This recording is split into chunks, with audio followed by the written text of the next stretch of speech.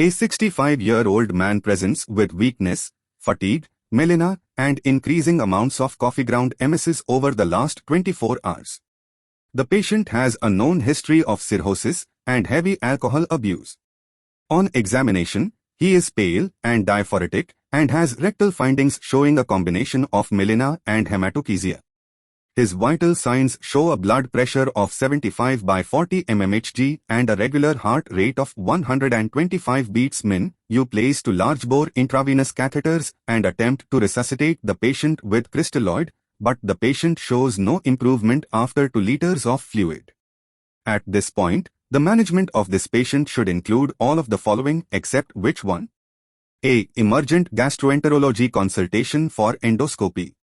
B. Emergent intensive care unit consultation for admission, further evaluation and monitoring. C. Placement of a nasogastric tube with gastric lavage. D. Transfusion of 1 unit of fresh frozen plasma for every 4 units of packed red blood cells. E. Transfusion of packed red blood cells. Answer is C. Placement of a nasogastric tube with gastric lavage. Placement of an NG tube in suspected upper GI bleed is not recommended. The sensitivity of this modality for predicting upper GI bleed is low, and there is a negative likelihood ratio in patients with melena or hematochezia. Along with this, NG tube placement has been associated with severe complications, including aspiration, pneumothorax, perforation, and development of gastric lesions. Transfusion of packed red blood cells and FFP is indicated here because the patient is hemodynamically unstable and likely to be suffering from coagulopathy resulting from his liver disease. Both GI and ICU consultation should be pursued because the patient will require endoscopy and close monitoring. Which of the following statements regarding the epidemiology of GI bleeding is correct? A. Lower GI bleed affects a larger portion of patients than does upper GI bleed. B. Lower GI bleed requiring admission is more common in adults than in children.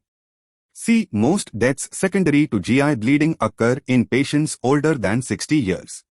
D. Overall mortality has remained the same over the past 20 years. E. Upper GI bleed is more common in women than in men. Answer C. The overall mortality of GI bleeding is approximately 13% to 14% and has not changed significantly since the 1960s. Lower GI bleed affects a smaller portion of patients and results in proportionally fewer hospital admissions than upper GI bleed. GI bleeding can occur in individuals of any age but usually affects people in their 40s through 70s, mean age 59 years. Most deaths caused by GI bleeding occur in patients older than 60 years. Upper GI bleed is more common in men than in women, 2:1, whereas lower GI bleed is more common in women. Significant upper GI bleed requiring admission is more common in adults, whereas lower GI bleed requiring admission is more common in children. What is the most common cause of significant upper GI bleeding in adults? A. Duodenitis. B. Esophagitis. C. Gastric erosions. D. Peptic ulcer disease. E. Varices. Answer is D. Peptic ulcer disease. The most common cause of significant upper GI bleeding in adults is peptic ulcer disease. In descending order of frequency, this is followed by gastric erosions, varices, Mollay-Weiss tear, esophagitis, and duodenitis. What is the most common cause of significant lower GI bleeding in adults? A. Cancer. B. Diverticular disease. C. Inflammatory bowel disease. D. Rectal disease. E. Upper GI bleeding.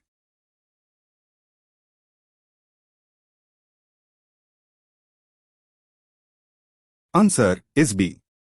Diverticular disease. The most common cause of significant lower GI bleeding in adults is diverticular disease. In descending order of frequency, this is followed by angiodysplasia, upper GI bleeding, cancer or polyps, rectal disease, and inflammatory bowel disease. What is the most common cause of upper GI bleeding in children? A. Esophageal varices. B. Esophagitis. C. Gastric and duodenal ulcers. D. Gastritis.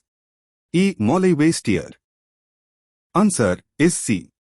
C. Gastric and duodenal ulcers. Gastric and duodenal ulcers are the most common cause of upper GI bleeding in children.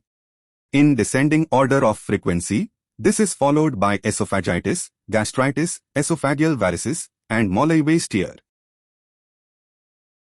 What is the most common cause of lower GI bleeding in children? A. Anorectal fissure. B. Infectious colitis. C. Inflammatory bowel disease. D. Intussusception. E. Polyps. Answer is A. Anorectal fissure is the most common cause of lower GI bleeding in children. In descending order of frequency, this is followed by infectious colitis, inflammatory bowel disease, polyps, intussusception, and Meckel's diverticulum.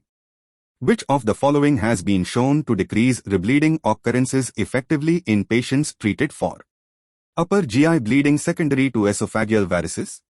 A. Cimetidine. B. Famotidine. C. Octreotide. D. Omeprazole.